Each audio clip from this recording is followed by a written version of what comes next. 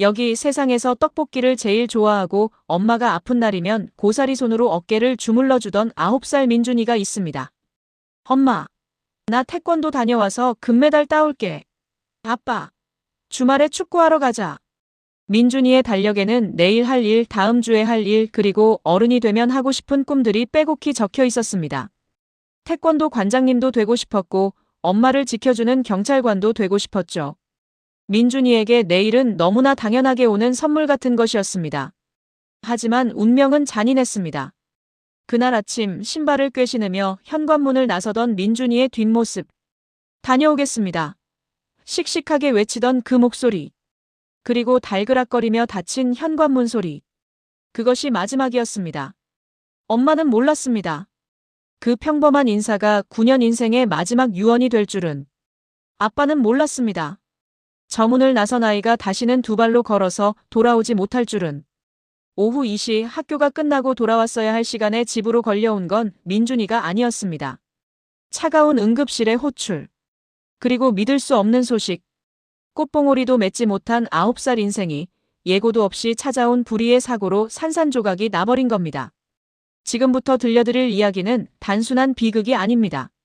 가장 슬픈 순간에 세상에서 가장 위대한 결정을 내린 어느 꼬마 영웅의 마지막 여행기입니다. 후 2시 15분. 평소라면 엄마 학원 차 왔어.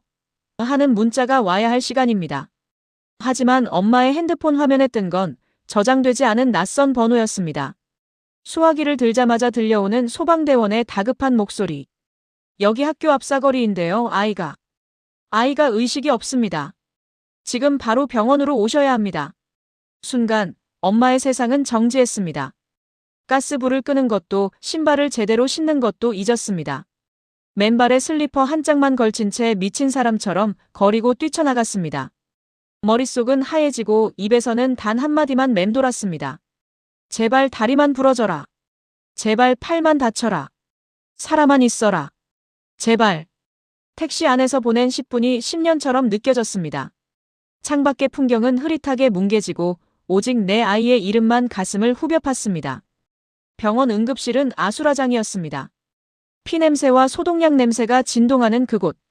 엄마는 수많은 인파 속에서 단번에 민준이를 찾아냈습니다. 하지만 다가갈 수가 없었습니다. 늘 까불거리며 뛰어다니던 내 아들이 각종 호스란 호스는 다 꽂은 채 축 늘어져 있었습니다. 얼굴은 퉁퉁 부어 있었고 입에는 두꺼운 인공호흡기가 물려 있었습니다. 민준아, 엄마 왔어. 민준아. 목이 터져라 불러봐도 아이는 미동조차 하지 않았습니다. 대답 대신 돌아온 건 규칙적으로 울리는 차가운 기계음 뿐이었습니다. 수술실 앞 초조하게 기다리던 아빠의 손을 의사 선생님이 잡았습니다. 그리고 고개를 저었습니다. 돌아온 대답은 수술 성공이 아니었습니다. 죄송합니다. 뇌 손상이 너무 심각해서 손을 쓸 수가 없습니다. 마음의 준비를 하셔야 합니다. 뇌사 상태입니다. 뇌사. 심장은 뛰지만 뇌가 죽어버린 상태. 다시는 깨어날 수 없는 상태. 엄마는 그 자리에서 의사 선생님의 가운을 부여잡고 오열했습니다. 선생님, 무슨 말씀이세요? 이거 보세요. 우리 민준이 발이 이렇게 따뜻하잖아요. 손도 이렇게 말랑말랑한데. 금방이라도 간지럼 태우면 일어날 것 같은데. 엄마는 민준이의 가슴에 귀를 갖다 댔습니다. 쿵, 쿵, 쿵. 분명히 심장이 뛰고 있었습니다. 하지만 의사는 잔인한 현실을 말해줍니다. 어머님, 저건 민준이가 뛰게 하는 게 아닙니다. 약물과 기계가 강제로 뛰게 하는 겁니다. 기계를 끄면 심장도 멈춥니다. 살아있지만 죽어있는 아이. 부모에게는 차라리 죽음보다 더 잔인한 희망 고문이 시작된 겁니다. 그날부터 중환자실 앞 복도는 부모님의 집이 되었습니다. 쪽잠을 자며 면회 시간만을 기다렸습니다. 하루에 딱 30분. 민준이를 만날 수 있는 그 짧은 시간이 부모님에겐 유일한 삶의 이유였습니다. 민준아, 아빠 왔어. 오늘은 좀 어때? 친구들이 너 학교 안 오냐고 난리야. 민준아, 엄마가 좋아하는 불고기 해놨어. 일어나서 밥 먹자. 귀에 대고 끊임없이 말을 걸고 굳어가는 팔다리를 밤새 주물렀습니다. 혹시라도 기적이 일어나 눈을 뜰까봐. 하지만 야속하게도 민준이의 혈압은 하루가 다르게 뚝뚝 떨어졌습니다. 몸은 점점 차가워졌고 약물 투여량은 한계치에 다다랐습니다. 의학적인 사망 시각이 초읽기에 들어간 겁니다. 그때 담당 코디네이터가 조심스럽게 부모님을 불렀습니다. 그리고 세상에서 가장 듣기 힘든 말을 꺼냈습니다. 어머님, 아버님. 정말 죄송하지만 시간이 얼마 없습니다. 민준이가 이대로 심장이 멈추면 그냥 보내주셔야 합니다. 하지만 장기 기증을 한다면 민준이의 일부분은 세상에 남을 수 있습니다. 그 말을 듣자마자 아빠는 버럭 소리를 질렀습니다. 당신 제정신입니까? 내 새끼 아직 심장이 뛰는데 저 따뜻한 몸에 칼을 대라니요. 절대 안 됩니다. 나가세요. 부모로서 당연한 분노였습니다. 곱게 키운 내 자식, 손가락에 가시 하나만 박혀도 아파하던 아이였습니다. 그런 아이의 몸을 가르고 장기를 꺼내다니요. 그건 부모에게 자식을 2번 죽이라는 말과 같았습니다. 하지만 그날 밤, 엄마는 잠든 민준이의 얼굴을 하염없이 바라보다 문득 깨달았습니다. 이대로 며칠이 지나면 기계는 멈출 것이고 민준이는 차가운 화장터 불길 속에서 한 줌의 재로 사라지게 됩니다.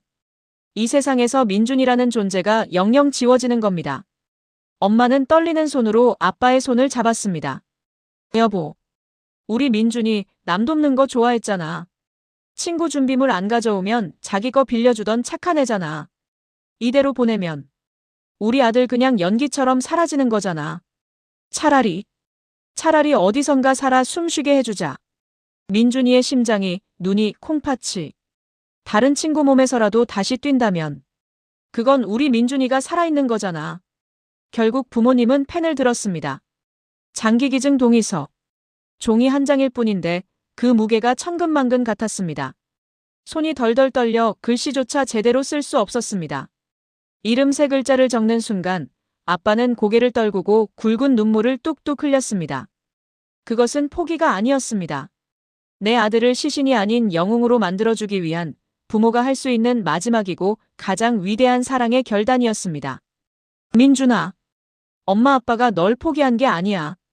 더 넓은 세상에서 더 오래 살게 해주고 싶어서 그러는 거야. 부디 엄마 마음 알아줘야 해. 수술 당일 새벽. 엄마는 떨리는 손으로 물수건을 적셔 민준이의 얼굴을 닦아주었습니다. 마지막으로 로션도 발라주고 헝클어진 머리카락도 빗겨주었습니다. 우리 민준이. 학교 갈 때 엄마가 항상 머리 빗겨줬는데 오늘도 세상에서 제일 멋지게 하고 가야지. 우리 아들 겁나지 않게. 마치 소풍 가는 아이를 챙기듯 엄마는 울음을 삼키며 아이의 옷매무새를 다듬었습니다. 이 따뜻한 볼을 만질 수 있는 것도, 이 작은 손을 잡을 수 있는 것도 이제 불과 몇 분밖에 남지 않았기 때문입니다. 오전 6시. 드디어 민준이가 누운 침대가 병실 밖으로 나왔습니다. 그런데 긴 복도에 들어선 순간 부모님은 멈칫할 수밖에 없었습니다. 늘 분주하고 시끄럽던 병원 복도가 찬물을 끼얹은 듯 고요했습니다. 그리고 그 양옆으로 하얀 가운을 입은 의사 선생님, 간호사 선생님, 병원 직원들, 심지어 청소를 하시던 여사님과 링거를 꽂은 환자들까지 수백 명의 사람이 복도 양옆으로 길게 줄을 서 있었습니다. 민준이의 침대가 지나가자 사람들은 약속이라도 한 듯 일제히 고개를 숙였습니다.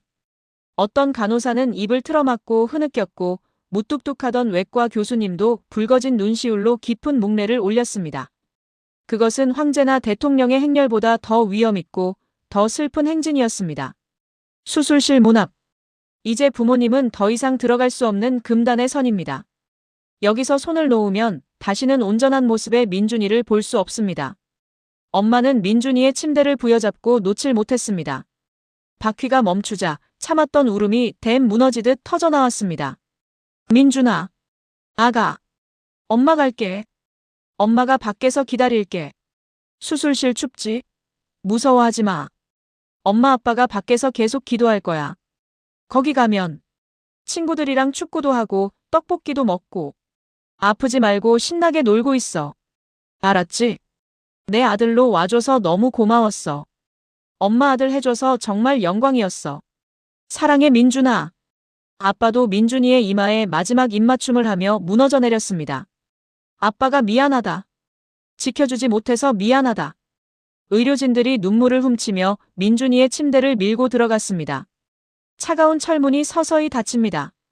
민준이의 발끝이 시야에서 사라지는 그 순간 엄마는 차가운 병원 바닥에 주저앉아 가슴을 치며 통곡했습니다. 민준아, 가지마. 민준아. 그 처절한 울음소리가 수술실 복도를 가득 메웠습니다. 문 위에 켜진 빨간 불. 수술 중 그렇게 9살 민준이는 생애 마지막 여행을 떠났습니다. 수술실 위에 빨간 불이 꺼졌습니다. 9살 민준이는 그렇게 엄마 아빠 곁을 떠나 하늘나라로 긴 소풍을 갔습니다. 육체는 차갑게 식었지만 민준이의 여행은 거기서 끝이 아니었습니다. 같은 시각 병원 밖에는 구급차 3대가 대기하고 있었습니다. 민준이가 남기고 간 소중한 선물. 심장, 간, 신장, 각막. 이 보물들을 싣고 구급차는 전국의 병원으로 흩어졌습니다. 서울의 어느 병원 중환자실. 심장이 멈춰가던 또래 친구의 가슴 속에 민준이의 심장이 도착했습니다. 의료진의 긴박한 손놀림 끝에 멈춰있던 그래프가 다시 움직이기 시작했습니다. 확장성 심근병증으로 시한부 인생을 살던 아이는 민준이의 심장을 얻어 다시 숨을 쉬게 되었습니다. 앞을 보지 못하던 친구는 민준이의 눈을 통해 세상의 빛을 보게 되었습니다. 그렇게 총 5명. 꺼져가던 5개의 생명이 꼬마 영웅 민준이 덕분에 기적처럼 다시 태어났습니다. 민준이는 떠났지만 떠나지 않았습니다. 지금 이 순간에도 누군가의 가슴 속에서 누구보다 힘차게 뛰며 이렇게 말하고 있을 겁니다. 엄마 아빠 슬퍼하지 마. 나 여기 살아있어. 나 씩씩하게 잘 뛰고 있어. 9년이라는 짧은 생을 살다 갔지만 그 누구보다 길고 넓은 사랑을 남기고 간 아이. 그리고 살을 도려내는 아픔 속에서도 숭고한 결정을 내리신 위대한 부모님. 우리는 이 가족을 영웅이라 부릅니다. 민준이가 하늘에서 외롭지 않게 여러분이 배웅해 주시겠습니까? 이 영상의 좋아요 버튼은 민준이를 위한 천국행 티켓입니다. 민준이가 가는 길이 어둡지 않게 좋아요로 길을 밝혀주세요. 그리고 텅 빈 방을 보며 오열하고 계실 부모님을 위해 댓글로 따뜻한 위로의 한마디를 꼭 남겨주세요. 민준아 고마워. 부모님 힘내세요. 여러분의 짧은 댓글 하나가 유가족분들에게는 다시 살아갈 큰 힘이 됩니다. 세상의 모든 따뜻한 이야기를 전해드리는 냥냥 뉴스였습니다. 이 감동이 식기 전에 구독과 알림 설정을 눌러 다음 이야기도 함께 해주세요. 시청해주셔서 감사합니다. 이 영상은 민준 군과 그 가족분들의 숭고한 뜻을 기리기 위해 제작되었습니다.